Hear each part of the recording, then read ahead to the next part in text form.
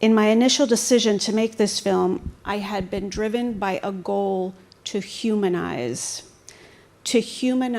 Arabs for a Western audience. And it took me years to understand that that goal to humanize was the most dehumanizing decision I could have made.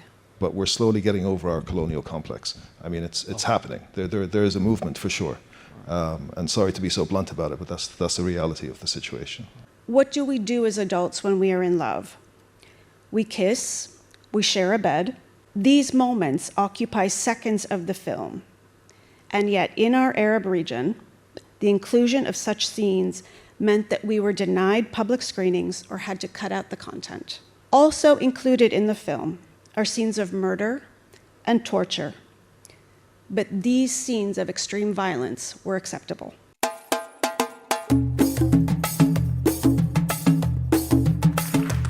Thanks, everybody. It's so good to see you all here. My name is Mikey Mhenna. I'm with Afikra. If you don't know about us, look us up and tag us with all the photos, amazing photos you take. So I'll give you a little context about today's panel and sort of the entire event and what you were hearing outside and what you'll continue to be hearing throughout the rest of the day. The whole point of today's symposium is to accompany the exhibition that's on the other side of campus. By a show of hands, who's actually gone to see the exhibition yet? Okay, so if you haven't seen it, go check it out. The idea is to explore the limits of our language, the sort of the health of the Arabic language, the future of the Arabic language, how it integrates with daily life through tech, through art, through film, through media, and how we interact with this language that is dynamic and complicated and all these different things. So we have 3 amazing panels set up that are trying to look at that idea from 3 really different lenses. Each panel is multidisciplinary with people from different parts of the region. And woven throughout the symposium is a lot of music. And the reason why we have music is because music is a container for language in many different ways. So many of the language we know and we memorize are actually lyrics. So throughout the day, you'll hear a lot of different music that probably will sound strange to you because we're trying to curate different sounds and indicate different dialects, different music, different linguistic choices from places as far as Morocco to Sudan to Palestinians in Chile to Sham, Khalij, all over the place. And that whole idea underscores what we're trying to do. At the end of the day, we have an amazing musical group that's flying in, Bedouin Burger, led by a Lebanese musician and a Syrian musician, whose music is entirely in Arabic that also features a lot of really interesting linguistic choices. So hope you stay through the entire program. So thanks for coming. I'm going to introduce our panel. Our panel today is moderated by Professor Ibrahim Abusharif, who is a PhD Associate Professor in Residence in Journalism and Strategic Communication program at this university, Northwestern University in Qatar. With him, we have Amanda Abou Abdallah, who is a director, screenwriter, and founder and creative chief of Khatira, a platform dedicated to supporting Arab women through their self-journey to self-realization. We have Hussein Fakhri, Chief Commercial Officer at Qatar Studios, which if you live here, you know about because it's a very important institution in the media space. And then Professor Rana Kazkaz, who is a filmmaker and associate professor in residence at Northwestern University Qatar, whose producing, screenwriting, and directing portfolio includes The Translator, Deaf Day, many other films. So it is an absolute honor to have this incredible panel. And with that, I will pass it over to our moderator. Thanks so much. All right. Bismillah. Good afternoon, everyone. Thank you so much for coming. I really appreciate it. There's a lot we can do on our Saturdays, and I just appreciate the time that you've taken to be here with us. I'm honored to be part of this panel. We have not just creative people, but intellectuals who are very thoughtful. We've had really powerful conversations in the past couple of days, and they've thought a lot about what they're doing and putting it in context, which is really what this panel is trying to bring out. And so what we're doing here in this particular panel is to explore the meaning of the emergence and acceleration of Arabic language content, whether it's in news or entertainment or streaming services. And one of the important things about content production is to understand where does it fit in the bigger picture. So we're going to take a big think and try to understand what this all means in terms of liberation from Western hegemonic understanding of storytelling, and to really localize the whole process of being creative and creating narratives. So I will begin with Amanda. So if you can start off with thinking about the big thing and what you're doing and the things that you find important. Ever since I was a student, we've always been worried about the Arab language. We used to have these, Arab language days, and there was also this concern that like the language itself it might become one day like a dead language and all of this. And personally, I think that the problem is not the language. The problem is what we're doing with the language, what we're producing in the language. And we have a huge knowledge gap and a narrative gap. So, and for me to be able to imagine that gap or to kind of try to measure it is imagine a person who only speaks Arabic and then imagine the amount of things they wouldn't know. And to me, that's my audience. These are the people I want to speak to. These are the people that I want to produce media for. So, and this puts media in a place where it gives it huge responsibility, more than just entertainment. We have a big responsibility to fill that knowledge gap, which is why one of the things that we did, me and my colleagues, is start Khatira, which is a platform that creates content for Arab women, by Arab women.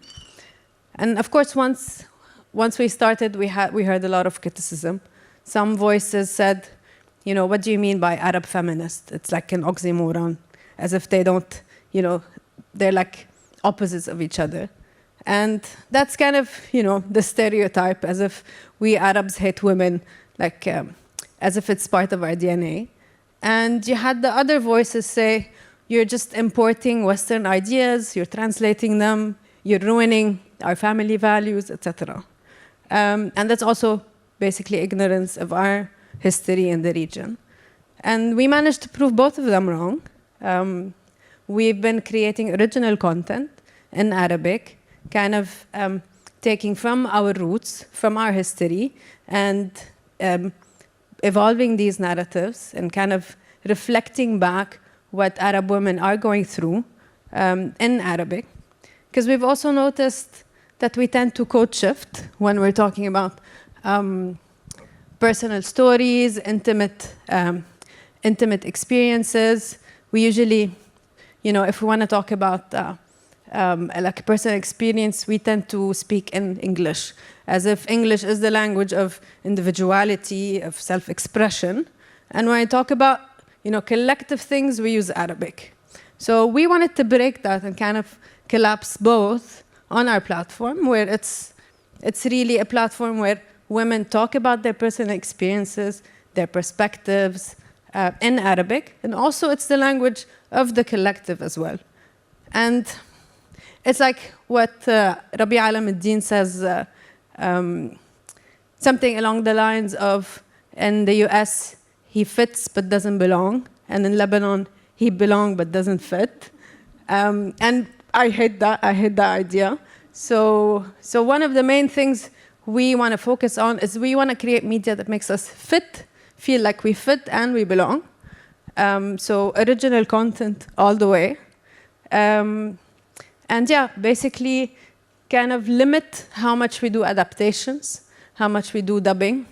Because if we look at the landscape now, it's mostly this. If you've recently seen Love is Blind, that's an adaptation. And you have the musalsalat, the Turkish musalsalat that are dubbed, and all kinds of adaptations. And it makes us, it creates the illusion that we're creating media in Arabic, but it's not really media in Arabic.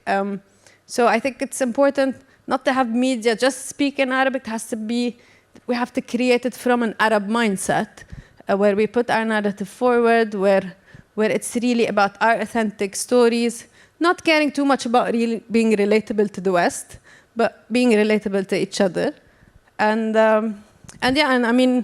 We've been seeing all of this impact all these women like telling us they feel less alone in their own language, which is really worth it. So very similar to what Amanda just said. I mean, we see a massive opportunity right now happening. We have a very important audience. We have 450 million Arabic speakers in the MENA region. We have another 50 million living in the diaspora. We have an audience of 500 million people who are severely underserved when it comes to premium Arabic content. Telling our stories from this part of the world. I mean, as Amanda pointed, there's so many formats that are being sort of translated, dubbed, etc. Whereas we have many, many original stories that need to be told. So as Qatar Studios, in our very small contribution to this, are now producing original content, fully Arabic language, with obviously the opportunity to travel. And our argument is, if it's made well enough for our primary audience, then it will travel globally just by default. If the writing is strong enough, if the production value is strong enough, if it's authentic, and authentic is key here, not trying to emulate or copy any other cultures or any other formats. And so that's what we are in the process of doing right now. The race is on to create that breakthrough Arabic content. We've seen it done very successfully in Korea, for example, with Parasite, with Squid Games, etc., and many other examples. But from the Arab world, we really haven't had that breakthrough yet.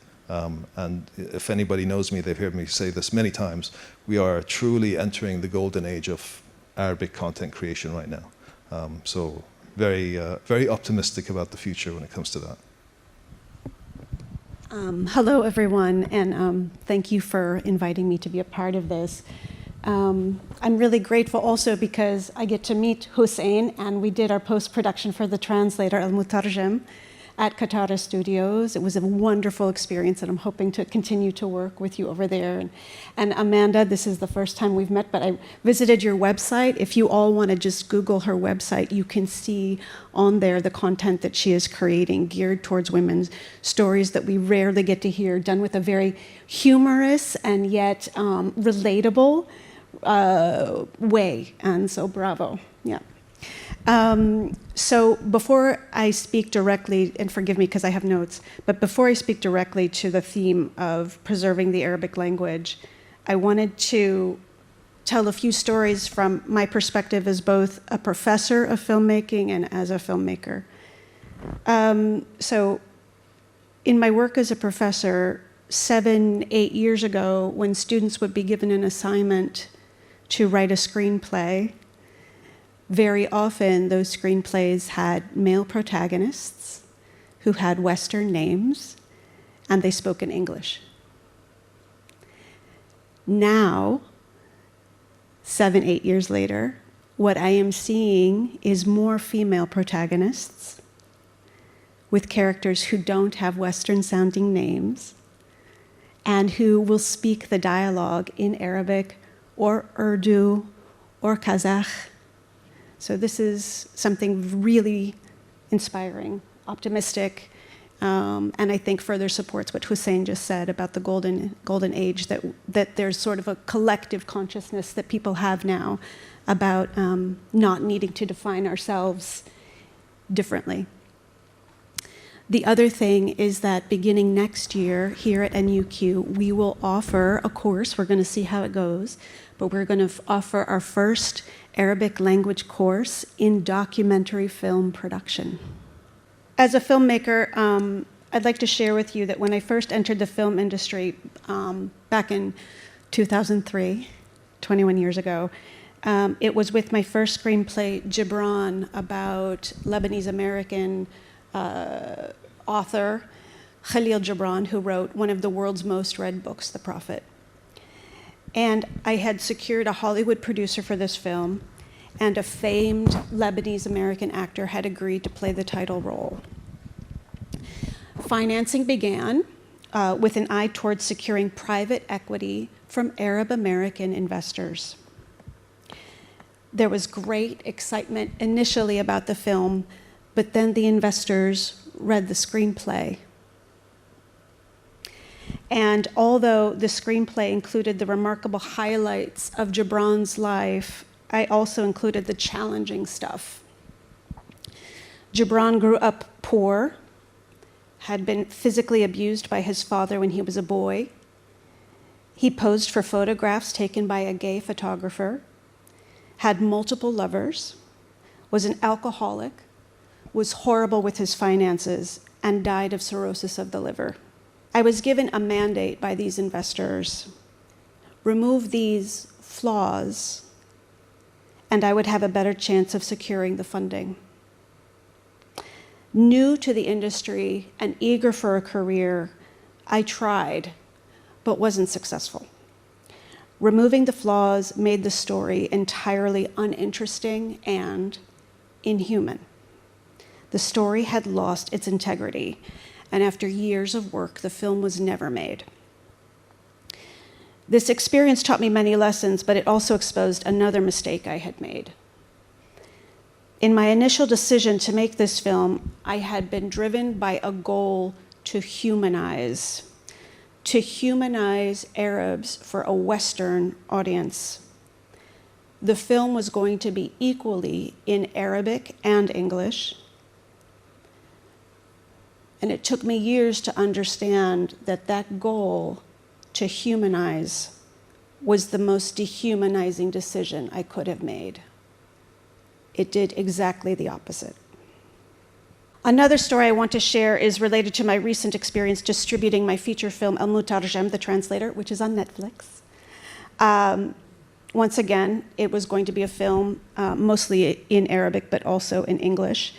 And the main character, Sami, is a Syrian man who gradually discovers what it means to have his own voice during the Arab Spring, the Syrian Revolution. And when creating this character, it was crucial to portray a man who has a romantic love in his life. This is important so that we understand what is at stake when he chooses to use his voice.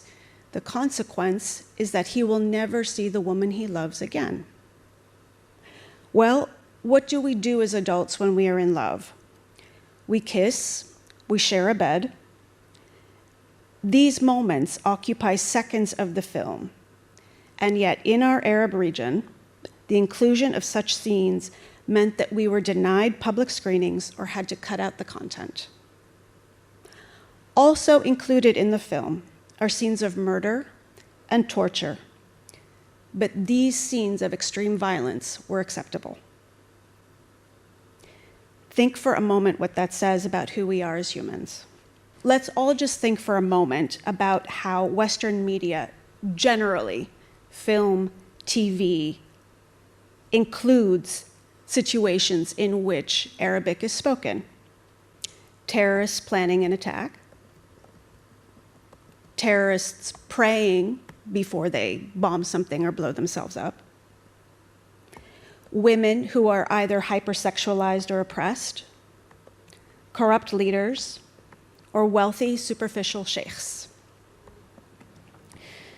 The critique of this phenomenon is not new. Decades ago, Jack Shaheen, an Arab-American scholar, wrote extensively in his books, such as The TV Arab and Real Bad Arabs, that the West portrays Arabs in one of three ways: billionaires, bombers, and belly dancers. He advocated tirelessly in Hollywood, asking to meet with executives with one request: allow Arab characters to be three-dimensional, not all good, not all bad, but as the complex human beings we are, with our gifts and our flaws. So in a way, if we contrast two of the stories I've told, the West was doing this bad portrayal, and yet Arabs were coming to me asking for only the good portrayal. And the truth, of course, is in the middle.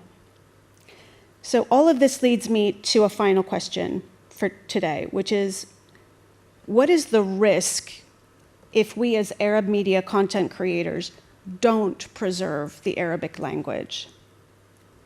The risk is that the world, and importantly Arabs, just exactly why you are doing what you're doing, don't hear dialogue that conveys the wide range of emotions we all have as human beings. The vastness of our intellect, our sense of humor, the ways in which we express love, value social justice, and advocate for feminism.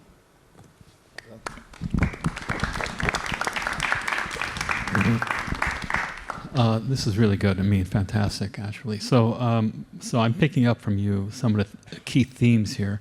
One of them is adaptation versus originality, and what's at stake, and what's the big thing behind that? I mean, are we moving away from performative storytelling so the West can be impressed, or is that becoming less important? You know, I'm working on something now, basically advocating that what Americans in America thinks, and you know, I was born and raised in Chicago. I'm talking about my country, but anyhow, what Americans in America think is becoming less important.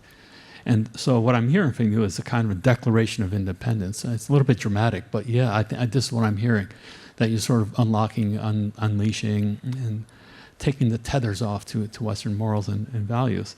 That's one thing, if you can comment on that. The other is preservation of Arabic language. It's very nuanced, but it's not a pickling process where you just preserve the Arabic language. What it is producing content that's effective, interesting, and beautiful, and as you said, complex. The flaws and the vices and virtues. This is all part of it. So preserving Arabic language means a preservation of creativity, right? And so I'm trying to find that link between the two. And I don't know if we want to go in order again, and it's like a military system here, but whoever wants to tackle a couple of those things, I mentioned a couple of things here. Adaptation, originality, and what does it mean to preserve Arabic? I'm happy to take that. I'm coming at it purely from a commercial perspective, right? We need to create a business out of filmmaking, otherwise it's never going to take off. And so, yes, there are messages there, there are educational opportunities, but this is really about putting out content in the Arabic language that's going to be entertaining. It doesn't matter what people in the States or people in the West think about our Arabic content, because we have a primary audience, again, which is large enough to be able to sustain what we need to do. And then if we want a secondary audience or secondary market, we have East. We have Indonesia, we have Malaysia, we have China, we have Asia Pacific generally, which is a much closer audience to us in terms of values, in terms of family values, etc. So it's less about what people in the West want to see. And again, to my earlier point, if it's done well enough, they will watch it by default. Just to follow up, not to disagree, but follow up. Okay. And so if we're consciously trying to be independent from the West, is there still a little link between the West? I mean, are they in our minds, in our heads? Or you know, I mean, how do you think about that when you start producing? You know?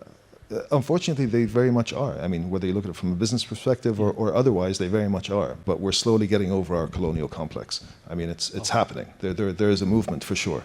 And sorry to be so blunt about it, but that's the reality of the situation. All right, good.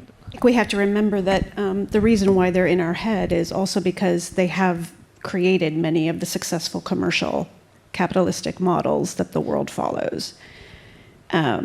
So because the world, at least for now, continues to go in that direction, it's a hard one to avoid or deny.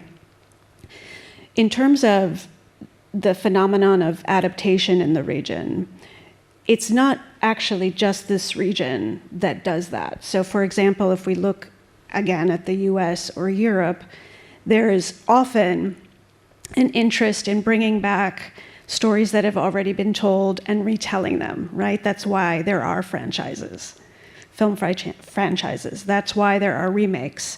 That's why if you look at New York Broadway, most of the productions are revivals, right? And the reason why people gravitate towards these adaptations is because there's this feeling that the financial model, is already successful and therefore less of a risk financially. And I agree with Rana and Hussein on this, but I think at some point the risk of not creating from an Arab mindset, not creating for the Arab audience is really bigger than the financial risk that we might take if something flops.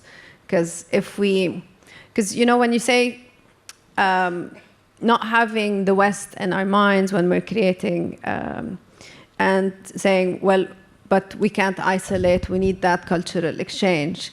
But I think it's a fair exchange when we have our own stories, when we put them, and then it would be a fair exchange between cultures. But if we maintain this gap, you know, nature hates gap, and that gap is going to be filled by someone else. And it's going to start making us feel alienated from our mother tongue, and all of these shows that portray us, again, in these stereotypes that you talked about. We start believing those stereotypes. We start believing that when we think of Arabs, we think of that, you know, rich sheikh, that sexualized woman, and I think that's the danger of it. And I think this is where the risk is. And I love your idea about pickling the language. I usually imagine it as an artifact in a museum where we feel like it's a finished product. We just have to, you know, look at it and be amazed. But I think it has to be something that is much more alive, like where there's constant flow of ideas and of change. And not to say that we didn't have successful stories. I mean, Dahih is very much, to me, is a very successful story where he and the team that he works with like, managed to really make all of these information accessible and in a funny way and very much adapted to our context. We like comedy. We like entertainment. And doing edutainment doesn't mean it has to be something that is serious or preachy. It can be fun.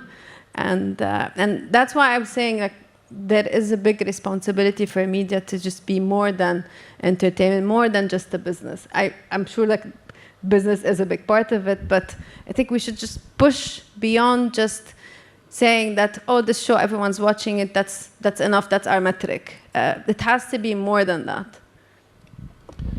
All right. You want? I just want to add another point to that. I mean, I'd even take it a step further. It's not just about originals. I think we also need to be introducing new genres as well. For example, next week we start production on a fantasy Bedouin Western, which is a completely new genre, completely being shot in Qatar, and we're hoping this will kind of make some news. But genres like that, Islamic science fiction, which is taking themes from the Quran and from Islam, you know, the cosmos and various science fiction, we call it science faction, themes, and adapting them as new genres. So it's not just originals, but it's even going a step further than that. That's a really good point. You want to? All right. So, thank you. So, let's get to a touchy topic. You know, there's censorship in a region, and there's censorship, and then there's self-censorship. I mean, how can you be purely original if you're terrified? Not terrified, but at least you know, you have the censor sitting on your shoulder while you're taking these shots and writing scripts. How do you get over that? I mean, it's there, it's present. We feel it. Our students feel it when they have to tell their stories. And so, how do you manage that, both psychologically and physically? I don't think we even have to concern ourselves with that. There's so much that we haven't told yet. Why are we going into the controversial at this stage? I mean, why are they even controversial? I mean, controversy is a frame. Yeah. You know, there's high controversy and low controversy. But what I mean is we haven't even sort of put the foundation of Arabic content in place yet before we even get to that where we need to kind of be a little bit more adventurous or controversial. I mean, you know, we haven't even got the baseline yet. Yeah. Even if we make content for the next 5 years continuously, 10 years, we're still going to get there. So I don't think it's going to be as big of an issue. I think that'll come at a certain time, but I don't think we're at that stage right now. There's so many stories to be told right now that don't have to have censorship issues. That's a good point. But you know, when you reach that point where there are censorship concerns, I mean, how does that affect originality? I mean, I think your point is well taken. But think about you, Amanda, feminism and... yeah, I mean, we wouldn't live up to the name of the brand Khatira if we didn't kind of try to shake things up. So it was kind of embedded in the whole thing. And I mean, we've pushed lines, we've tiptoed some lines, and it's honestly an art, and it makes us better as creatives when we realize, okay, where is the red line? But it also stems from the belief that there's really no taboo in Arabic. There's just a way of talking about things. And it takes effort to master that way. And I'll give you an example. we put out a few months ago a video about it's a story, and it's a story of this woman who couldn't reach orgasm with her husband, and it's her journey, and it's called رحلتي مع المتعة. And we used fruits and like just objects to tell the story. It reached it had, last time I checked, it was 6 million views. People received it so well.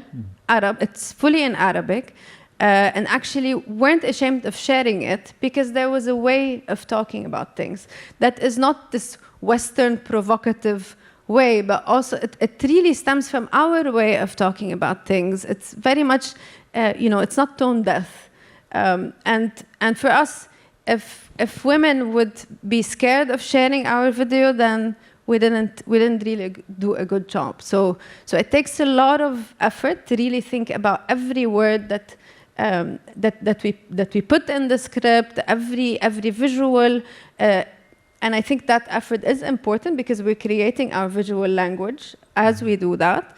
But I don't think there are taboos. I think we can talk about everything, really everything. It's just a matter of, having, of course, the courage to do that, but also having faith in the audience, because we don't want to also stereotype ourselves that, we can't handle this, any topic. I think we can.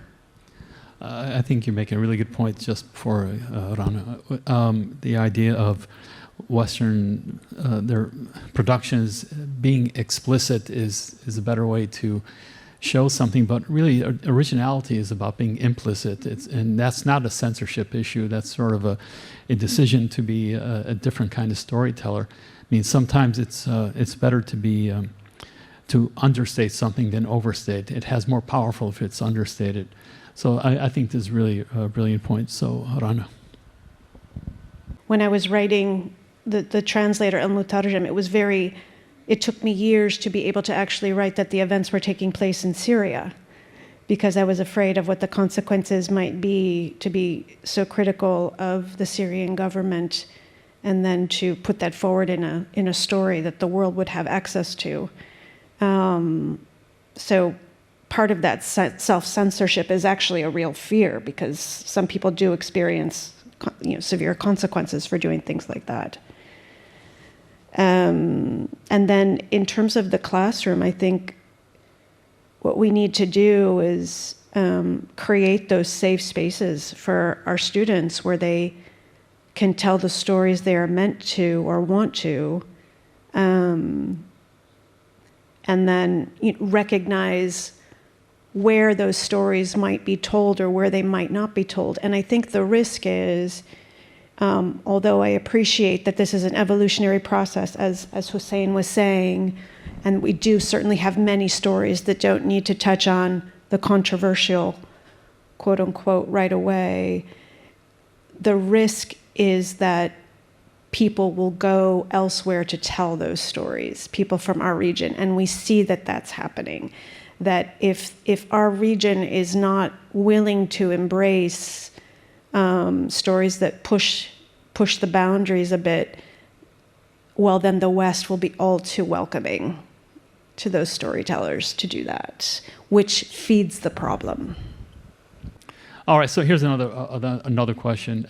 In terms of cultural representation, we always, whenever we're talking about content production, how do you represent a people to another people? So where's the representation question about Arabs writing for Arabs or content being geared towards Arabs? Where is the representational value, or even if there is one? Well, I can use that as examples. Some of the things we've done. So so the first show we started is called سمعتوها مني. You've heard it from me. It's a one-woman show. It talks about several topics like marriage, traditions versus values, motherhood, power structures, and all of that. It's done by a woman who has pink hair. She's Jordanian. Her name is Maria Alayan. She plays 30 different characters, where basically they're archetypes that we all recognize in the region. and represents those, and also represents this, woman who's not scared of speaking up, and also who's funny. And this is translated, and you'll never find it translated to English, and you'll never find a similar show in another language. So if you want this kind of show, it's an original content, and this kind of show, if you're interested in knowing what we're about, you can watch this show. It's translated for you, and that's, to me, that's representation. Same thing, we've also launched a podcast. It's a mobile podcast. It's called Bala Sukkar, No Sugar.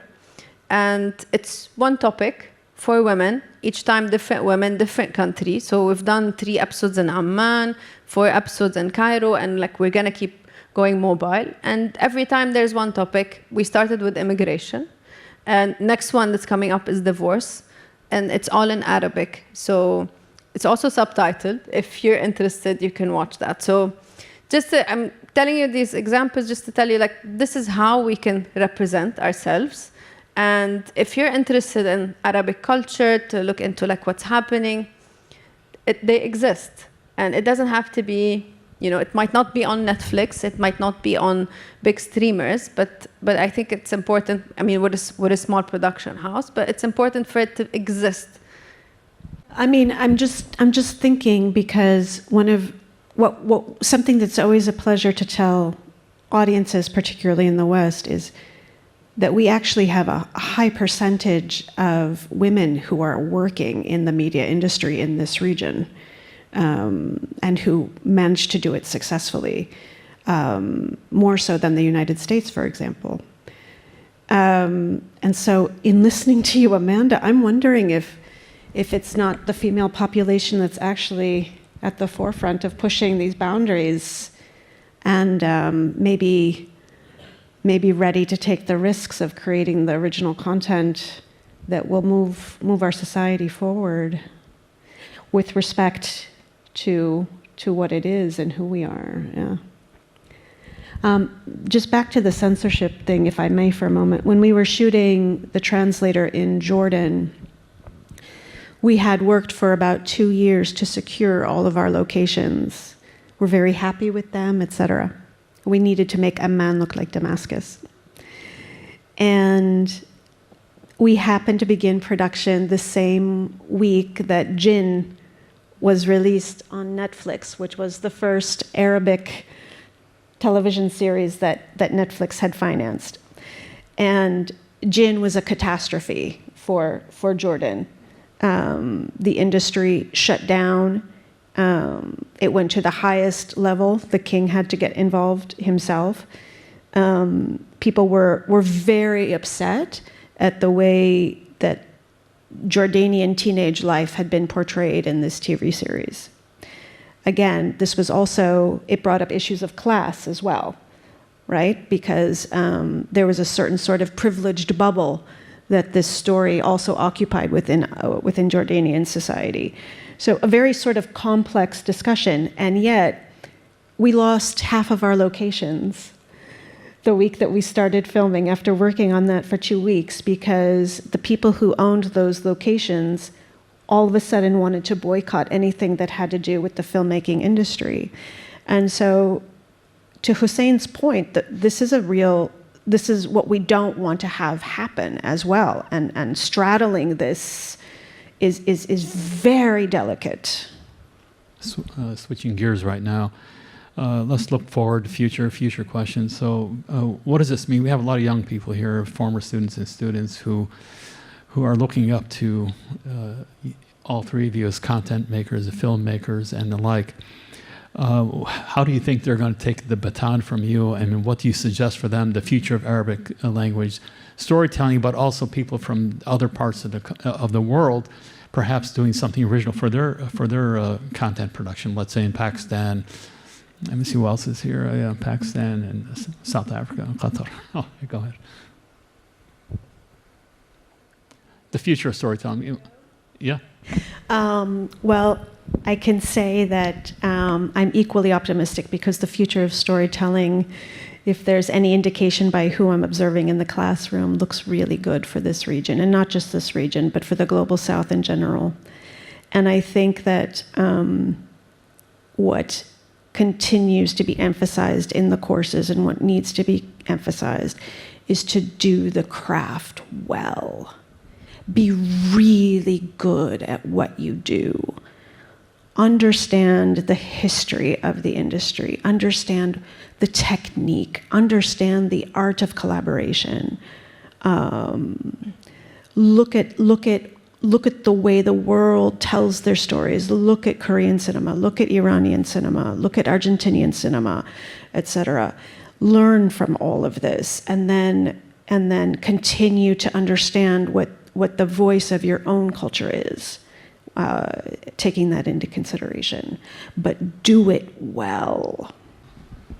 I'd like to add to that. I mean, spot on. And again, storytelling, oral tradition is part of our DNA, part of our culture, but also the concept of ihsan, which is excellence in everything that we do. And if you look at the golden age of the Islamic world, our architecture, our sciences, everything was done excellently. So that needs to be brought into what we're doing now with our filmmaking, with our storytelling, to do it to the best possible standard that we can. And we have a bottleneck, to be honest with you. The bottleneck that we have in our part of the world is writing and developing. We don't have enough writers. We don't have enough development. We can make content look beautiful. Production value is world class. You know, we can build great sets. We can do all of that. But it really it comes down to the writing and the development, which we are lacking. And that's an area that needs to be focused on. Yeah, very good. Amanda. Well, I share Rana and Hussein's opinion, and to add to that, I think what I would say is don't give up easily. It's not easy, but it's never been easier. And just have your craft really rooted in the region, and find your voice. And in terms of like, don't be scared of creating original content, and don't be scared of failing once or twice, but because we learn by trial and error. And yeah, just have the courage to say what you think, and to tell like original stories, authentic stories, and because there's always an audience that will either relate or identify with what you say, and it will make people feel less alone. All right, one last question. Money, you know, everything costs something. And so you're asking young people to tell stories and go out there, be original, to have these fantastic productions. You know, where are they going to get the cash to do it? I mean, money touches everything. We know that. It's not a bad word, but what's the economic model here?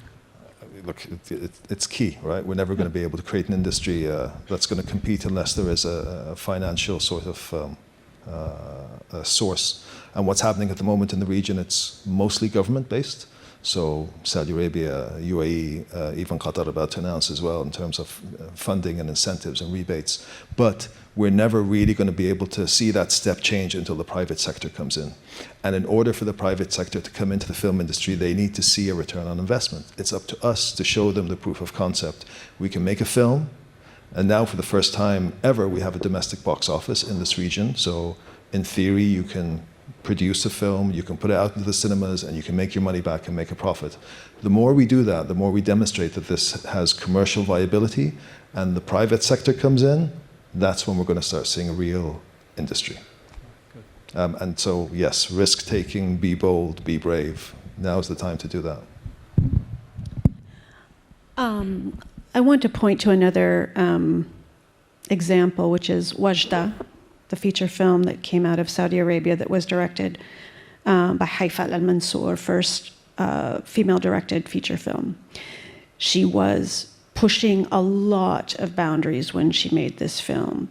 And it was highly controversial in the ways in which she was doing it. And yet, now look at 10 years later, after she released that film, the content that is coming out of Saudi Arabia. Recognized the international success that film had globally, but importantly also in this region, and recognized that that's partly why we see Saudi's film industry opening up the way it is the recognition of the success of Wajda. Well, I think funding is a bit problematic in the region because, and I'll give you, yeah, I mean, I'll use Khatira as an example. Our donors are mostly European, and we're grateful for that. But I mean, it's also, it's, you know, it makes me sad that that these are our backers. But we're constantly looking for Arab partners. We're constantly looking for collaborations. But yeah, I'm not gonna, you know, draw a pretty picture. It's really a fight to get funding. But again, things are easier than they were 5 years ago. Now all you need is your phone, and like, but the rest is really about, you know, working on your craft, and you know, with a video that doesn't cost anything, you can really make an impact. So I think with time, maybe like we'll have more faith in the industry, like more faith in Arab creators. We need to prove ourselves maybe too much, maybe more than other nationalities. But like we say in Arabic, نحن لها. All right, that's it. I promised my last question. So, Mikey, if anyone wants to ask. Thank you so much. This is truly an eye-opener. I have multiple questions, but I would like to declare that I am a linguist. So that's where I am coming from. I was very interested in your introduction and sort of conceptualization of how the Arab is presented in Western media, in Western films. But I couldn't at the same time escape the thought that you talk about the Arab world, Arabic-speaking communities, Arabic, as if they were a monolithic entity. And I wondered to what extent you take into consideration the internal sociolinguistic dynamics of the communities that you represent. Rana mentioned Jinn, which I watched and liked, but I could see why there was objectionable parts of it to a certain sector of the Jordanian community, which I would describe as the producers reinforcing a stereotype insofar as the internal societal divisions which are reflected in dialectal divisions. So what I could see was reinforcement of stereotype on a par with the problem, with the phenomenon that you highlighted in respect to the representation of the Arab at the West, in Western films. So my question basically is an issue. Do you employ linguists? Here I'm campaigning on behalf of my industry. Do you take these questions into consideration? Do you have linguistic, for instance, linguistic advice from specialists, from linguists, basically? Thank you. I mean, that's an excellent question. Yes, we have these hundreds of millions of Arabic speakers, but you know, I wouldn't understand somebody who's speaking their local dialect from Morocco, for example, or, you know, as an Iraqi, when I went to Egypt, I might as well come from Mars. They didn't understand a word I was saying. So we have that issue. However, there is this concept of a neutral Arabic dialect, which is Lahj al-Bayda. And I think we're going to need to have a lot more help in sort of really getting that right. And I was speaking to Dr. Nazar about this earlier, actually, about maybe using AI to be able to take these scripts that we have and these screenplays that we have and sort of make them into this neutral Arabic dialect that can be understood across the MENA region. So it's also a work in progress, but it's an excellent point. I mean, historically, it's always been Egyptian dialect that has the widest sort of exposure because they have the oldest industry and the most widespread industry. But yes, finding that Arabic dialect that sort of can be understood across the region is one of the challenges. You know, we have these conversations all the time in the team.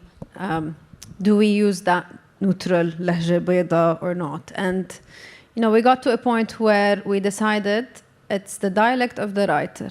If the writer is Egyptian, then the post is going to be in Egyptian. If the writer is Khaliji, then it's going to be in Khaliji. So we decided not to do that Fusha as like a neutral language, and we decided not to do because I think the dialect in itself conveys the experience and conveys where the person is coming from. But that didn't limit our audience. So just to give you an example, Maria is Palestinian Jordanian.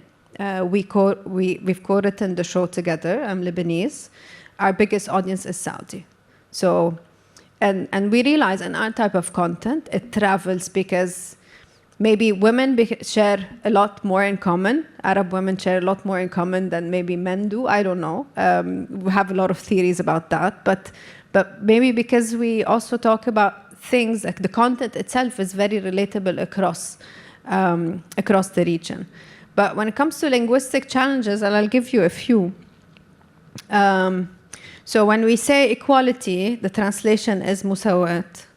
And it's off, because to us, it feels like we're talking about similarity. Shay yusawi shay. It really doesn't it betrays that meaning. And for us, maybe adl resonates more, fairness. And the translation of feminism is nasawiya. The translation of misogyny is zukuriya. And it also makes you feel like it's women against men, and it's not the case. So we've inherited these translations, and now it's kind of our job to change their meanings. It's a bigger challenge, it's more effort, but we're trying as much as possible. I'm sure that the whole language needs a lot of workshopping, but I mean, this is what we have at the moment, and we're trying to in people's minds to change what that means. But yeah, it's challenging.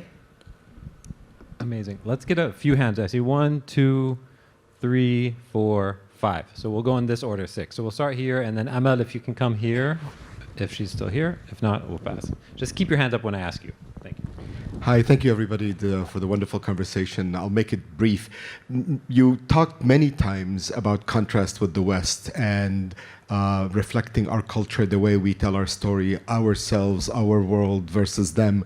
But I don't know what them means exactly, because the West from 50 years ago, cinema from 50 years ago, and I'm not a specialist, just I watch TV, old stuff, was quite different. I mean, there are things that you can do today that is shocking probably to audiences from 50 years ago in the US.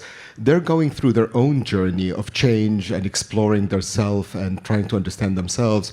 We're doing, I'll be generous and say, a different journey, right? Decolonizing, which is not their journey. You know, we're doing other things, let's say, among many things, you know, liberation, etc. But you know, those boundaries are not very clear. They're not stable. But you've talked about them, and forgive me if I misunderstood, as if they're like constant, static boundaries. I'm curious, how do you see them as actually both are moving? Meaning, how do you imagine your work not just reflecting where we are, but maybe where we want to be? And of course, that's a loaded question. Thank you for the fantastic panel. As a non-Arab, as a Latino, long-term resident of the Gulf, I'm trying to contrast like media patterns and realities of content creation in Latin America, which is a region that a common language traverses a wide span of cultures and geographies, which is kind of analog to the Arab world. We are very local in our content creation and our films, and going back to dialects and all these things it's kind of a signature. But as an outsider in the Arab world, I also recognize these vernacular differences amongst different cultures, subcultures, countries, identities. And but I sense that there is this, kind of echoing the first question, I sense that there is this need, somewhat imposed from outside, to portray the Arab, this monolithic identity of the Arab. And how, and I, coming from an art perspective, it's less collaborative, more like introverted practice, but I find value on the individual experience being meaningful to, and a successful piece of art often comes from a very personal, intimate experience that resonates with global or local or regional, whatever audiences, but at a mass scale. Is that something that can be replicated in the content creation, film, TV? Because in Latin America it's certainly a thing.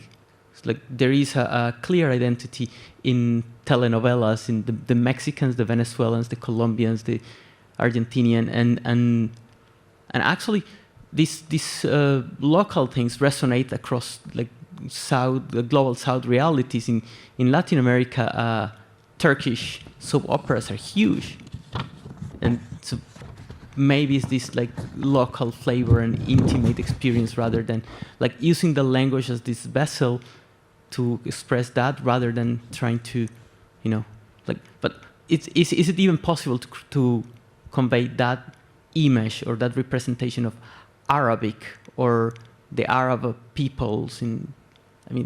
Yeah. Thank you anyway. All right, we'll take one last one and then we'll open it up. Hello.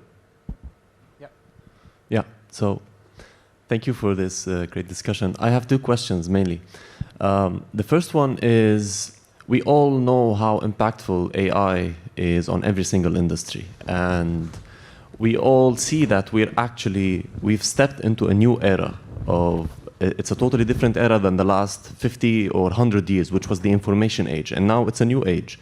And I think this poses a threat and an opportunity. A threat if we weren't involved enough in how this will be leading, and an opportunity if we were. So my first question is, how invested are we as content or filmmakers in the AI technology itself? That's one question. And the other question is, how close are the big producers to the personal initiatives? Because I think right now, especially with AI and with social media, like a huge part of our expansion depends on volume. And I think we can learn a lot from Bollywood. They produced a lot of volume and they've had a great journey in their own as a culture. And I think as an Arab, in the Arab region, we have a lot of great personal initiatives that many times don't get enough light or support from the big guys. So these are the two questions. How close are the big guys to the personal initiatives, which I think can fill the gap that I think Hussein, you were talking about, which is lack of writers, lack of concepts and ideas and people who have these, like the creativity. So how close are we to them, and how involved are we in AI and training our own? Like there's a huge list of AI models that are being trained on content and footage, and we don't even have enough footage for that. So how invested are we in that? So these are the two questions. Great. Maybe the AI one you can shelve a little bit, because we have a whole panel about AI coming up. But I'm glad that you segued us naturally. So I'll open it up to you guys to answer those, and then we'll do another round of 3. Thank you for your question about from the linguistic perspective, and as well, I think I'll touch on both that and what Sebastian was asking. So when we were casting al-Mutarjam, the translator, it takes place in Damascus. And when we were casting, we were looking for people who could have the Shami accent, and that was a real priority. So we went through the casting, and were faced with a challenge, which was that some of the actors were absolutely correct for the role. They were the right people to cast, but they were going to have to learn the Shami accent. So we brought in a consultant on set who would teach the Palestinian, the Lebanese actors, for example, how to speak in the Shami accent. So to people who don't speak Arabic, the subtleties were never going to be caught. But for a Syrian audience, some of them were so disturbed by the imperfection of the accent that it created a barrier in their ability to engage with the story. Sebastian, when I watched The Man Who Sold His Skin, Tunisian film, Tunisian director, Oscar nominated, etc., but set in Syria, I had a hard time connecting to the film because I felt that the director had actually never been to Syria. There were locations to me that didn't look like Syria at all. But again, to most people who've never been to Syria, which is most of the world, that subtlety was not going to be important for them, right? And then with regards, again, to this phenomenon of the Turkish soap operas, it's interesting perhaps to understand, and it's not surprising to understand why that would be also so popular within South America. But I think another point perhaps from why it is also popular within our region is because the Turkish soap operas were pushing boundaries that weren't allowed in this region. And that's why it was successful. They were telling stories that Arabs couldn't. I know we're going to talk about AI, but just very quickly, absolutely invested in AI, especially when it comes to the sort of the development stage. So visualization of the content is pretty much all AI at the moment. And that's just going to increase. So it's made our job a lot easier. It's a wonderful tool. Linguistics is going to be a huge one as well that comes in. So yes, a lot more to come with that for sure. In terms of South America, you're absolutely right. That is probably the closest model that we have to what we're trying to do in the Arab world. So various countries, different sort of nuances, a little bit different cultures, but same language. So very, very similar. And the way that South American content has broken into the US, that's exactly what we're trying to achieve from our country. So that is a very good model to look at for us. I mean, on the question of soap operas that are, or telenovelas, I think I fully agree with you, Rana, on that they pushed boundaries. But I'm scared that we shouldn't just benchmark on that. It's like say, okay, this is the best we can do. I think we can do better. Or at least like keep that thought that we can do better, because it's true that they tackle, they're a Muslim community, they can tackle things and still with subtlety that we feel is a bit relatable to us, but I think we should, push the boundaries further because it's we have different contexts as well, and like you said, Dr. Anam, we're not a region that is, just homogeneous. We're in the region where you have the biggest ratios of famine and the biggest ratios of obesity at the same time. You have the richest and the poorest at the same time. So, and yes, and sometimes we don't understand each other. And I think that's why we need more of this. We can't even cross borders easily. So I think media is that way of where we can meet each other. I mean, if I watch content done by a Qatari creator, then I'll feel closer to her. I'll understand her better. And I think that's why I think we should do more Arab content, and not in a way that we're better or it's them against us. But I feel like the first step is for us not to stereotype each other as Arab as well, and to learn about each other, and to also realize that we have a lot of commonalities as well, and we can learn from each other, which is why I was telling you the creators in Khatira are Mashri'iyya, that's like from the Levant, but the audience is from the Khalij, and I think that's beautiful, and that's proper pan-Arab content. This is making me think about your question, Nizar, because you're absolutely right that 50 years ago, for example, in the US, having gay characters was not mainstream. When you had marriages, the husband and wife had to sleep in separate beds, right? Yes. So you're right. And yes, Ya Reit, hopefully one day we'll be able to have a panel like this where the comparison is not even something at the forefront of our imagination to have to make. I think what's challenging in all of this is the models that we have to work with this, because the reason why shifts in what was acceptable in a Western market happened is because they realized that it was financially lucrative to do so. So they are, and so if a story suddenly comes out that is new, or maybe pushes a boundary, but it's financially successful, this is what starts to make the industry change a little bit, because they'll go where the money is.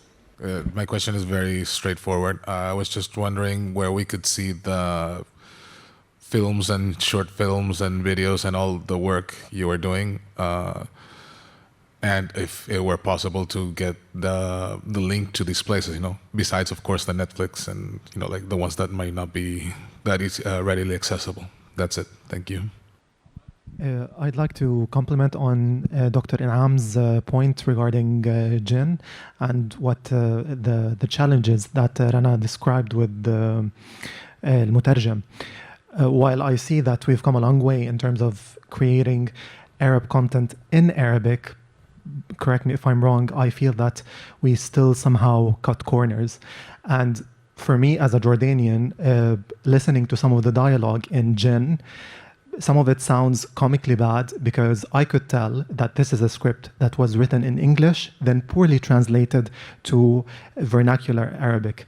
So what can we do better in this regard? Thank you for the amazing panel. I'm academic in animation, at the same time a filmmaker in animation, so there's somehow conflict between both of them because all my papers about the challenges that face the animation industry in cinema. But I'm very passionate about making films, especially in animation. So I made several short films, which is non-dialogue, just focusing on the visual language here. And now I'm developing my feature film animation, and this is where is the hard time I'm spending of like making a dialogue in Arabic language. But always talking about exporting our films to the international market. And back to almost 50 years ago, when Mustafa Al-Aqad made the message, Risala, he was guaranteed that the Arabic version will be successful. But he didn't guarantee in that time that it will be successful in the Western area, which is very famous, very important at that time. So he brought a full staff from American and Western actors for the English version, including Anthony Quinn. So do you think, like 50 years later now, we need this method, like making Arabic for the Arabic people and the same film make it English for the Western? Thank you. We need more Arabic writers. We need a lot more Arabic writers. We need more writing rooms in this part of the world to be written in the original language. We face this a lot. You write the script in English, then you have to translate to Arabic, and it just goes sideways. And we've seen many examples of that, so you're absolutely right. So more writers, please. I think we should only be making films for, if it's an Arabic film, it should only be for the Arabic audience. And if it's good enough, it will travel regardless. We don't have to think about the non-Arabic speakers. If it's done well enough with the right love and the right excellence, as we talked about earlier, and using those skills properly, by default, people will watch it because it's good enough. And again, we've seen this with so many other examples, different cinema, Iran, Korea, etc., etc.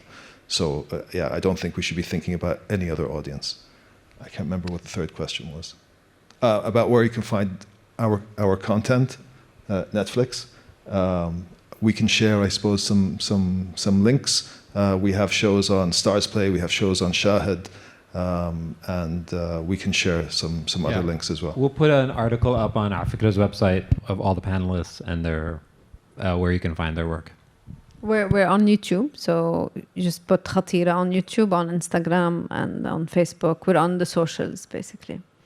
My question is about the dehumanization of Arabs, because I feel like whenever I watch Western movies, it's, as Professor Rana said, it's very dehumanizing to humanize. So what are some of the steps for reshaping public discourse in TV, film, and YouTube to recognize Arabs in a way that resists both implicit and overt dehumanization? Hello. Thank you for the great conversation. I'll try to be brief. I'm a translator and a part-time broke musician. So my first question is, wouldn't it make more sense that instead of working on like a unified Arab language that all the Arabs can understand, to just work with the assumption that the Arab audience will understand, and that someone from Morocco will eventually understand someone from Algeria, and just keep creating and make sure that it's good and know that they'll understand it. Like, for example, I have cousins who started learning Japanese and Korean just because they love to read manga and anime, so we just keep creating. And my second question is, what Mr. Hussein said, that we need new genres. What do you think can encourage the emergence of these new genres? And also, knowing that we do have them, like every Arab country, for example, in music has like 5 or 6 genres that just need to be amplified, instead of like us just taking a blues song and adding oud to it and calling it a new genre. It's not, it's just blues with oud. So yeah, what can encourage us bringing up these new genres and making them actually genres instead of just subdivisions of whatever? Thank you. Before I get to the question about the dehumanization, I just want us to remember, if memory serves me correct, if we're talking about the message, we also have to remember that there was a lot of controversy, even for the Arab audience when that film came out, what it meant for Anthony Quinn to play the character, and also whether or not there was a representation of God in the film. So to your point, we are evolving, right? Also, as Nazar said, and so maybe more attention needs to be paid to the ways in which we are evolving. As for the question about dehumanization, what we do is seen as a soft power, right? And the soft power in terms of the representation of Arabs and Muslims in the West has had a political agenda, right? There was the decades of dehumanization happened in part to promote a Zionist agenda, right? So these things are connected, and you have to sell a genocide to a population.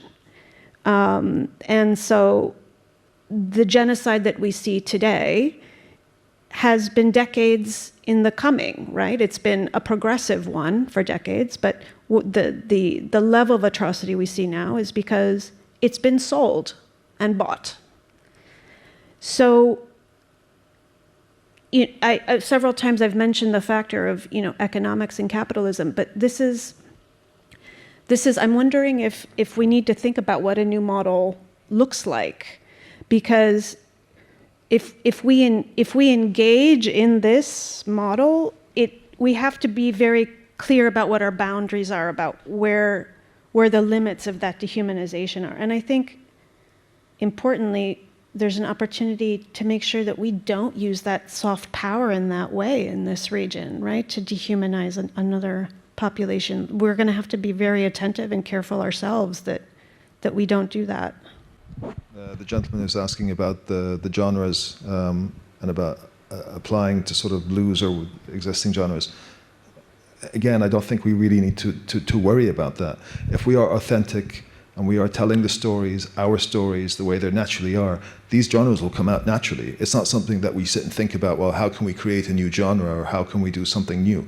This will come out organically if we are authentic and real to ourselves and really tell it from our perspective. So, in the sort of the creation process, that should come out naturally. It shouldn't be forced or manufactured in any way. And you're going to see a lot more of that coming out. We started with Arab, if you're talking about music, we started with Arab rappers sort of emulating Western rap styles with Arabic language. And then slowly you sort of that, mainly in Egypt, you see that sort of progressing. So you have your own sound, your own genre, and it's completely natural.